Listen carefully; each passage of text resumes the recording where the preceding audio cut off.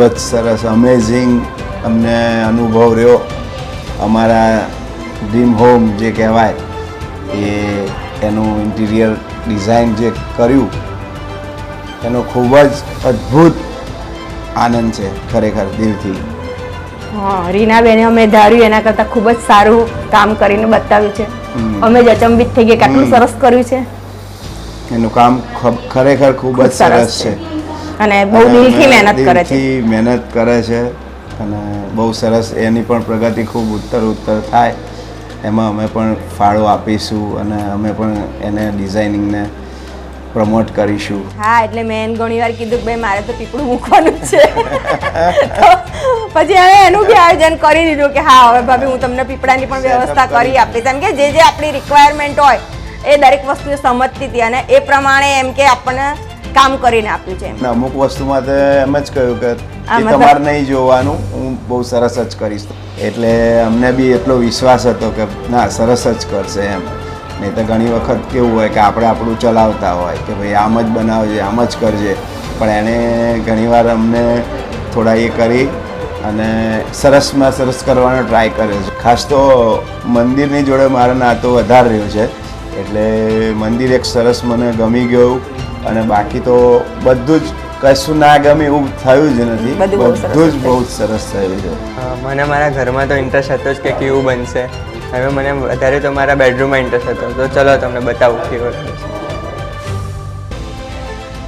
તો આ છે મારો બેડરૂમ અને આમાં મને જે કામ કર્યું છે બધું એ મને ખૂબ સેટિસ્ફાઈડ છું. મારી જે ચોઇસીસ હતી એની પર એમણે બરાબર ધ્યાન આપ્યું છે.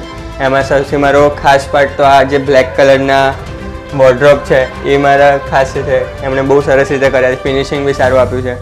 જેમ કે આ પડદો ને એમ છે એ બધું તેમણે પોતાની રીતે જાતે સિલેક્ટ કર્યું, પણ તો બી મારા વિચારે કરે ઘણું સારું કર્યું છે. તો સૌથી પહેલાં તો જ્યારે આ ઇન્ટિરિયરનું કામ ચાલુ નહોતું થયું એ પહેલાં અમારે એમની જોડે વાત થતી હતી કે મારે કેવા ટાઈપનો મારો રૂમ જોઈએ છે. એ બધા વિશે અમે ડિસ્કસ કર્યું, ઘણી બધી બેઠક કરી, વાતો કરી. એમણે મને કેટલાક સજેશન આપ્યા, મેં મારા રીતે કંઈક કીધું કે મારે આવા ટાઈપનું જોઈએ છે. અને જ્યારે હું છેલ્લે જોઈ રહ્યો છું મારું રૂમ, તો મને જે મારી એક્સપેક્ટેશન હતી એના કરતાં બી ઘણો સારો લાગી રહ્યો છે. Thanks to RP studio. જ્યારથી આ ઘર લીધું ત્યારથી અમે એવું વિચારતા હતા કે ઇન્ટિરિયર ડિઝાઇનર માટે કોને આપણે આપીશું, કારણ કે અત્યારે એટલું બધું માર્કેટમાં આવી ગયું છે કે નોર્મલ માણસ જ્યારે જોવે છે તો કન્ફ્યુઝ થઈ જાય છે કે શું સિલેક્ટ કરવું શું નહીં. પછી અમારા ઘરમાં જ ઇન્ટિરિયર ડિઝાઇનર હતા તો પછી અમે એમની જ પર છોડી દીધું કે હવે તમે જ સિલેક્ટ કરો.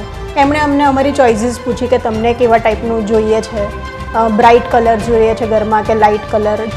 અમારી ચોઇસીસ પ્રમાણે એમને એમના માઇન્ડસેટથી એટલું સારું ઘર કરીને આપ્યું છે અમને કે અમે બિલીવ જ નથી કરી શકતા.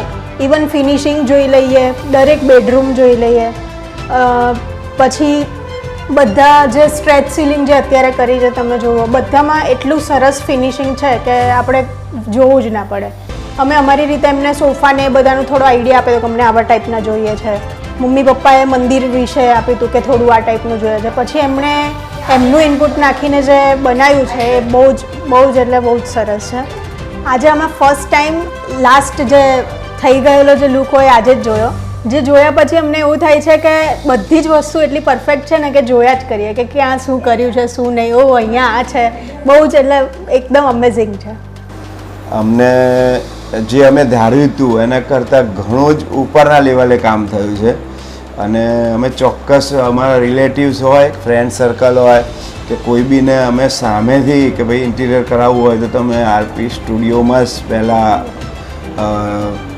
મુલાકાત લેજો અને એમની જોડે જ કરાવજો એવો અમે આગ્રહ કરીશું. એમને માની નથી શકતા કે આ રીતે અમારું ઘર છે અને એટલો આનંદ થાય છે ને અત્યારે ખરેખર કે અમેઝિંગ, જોરદાર કામ.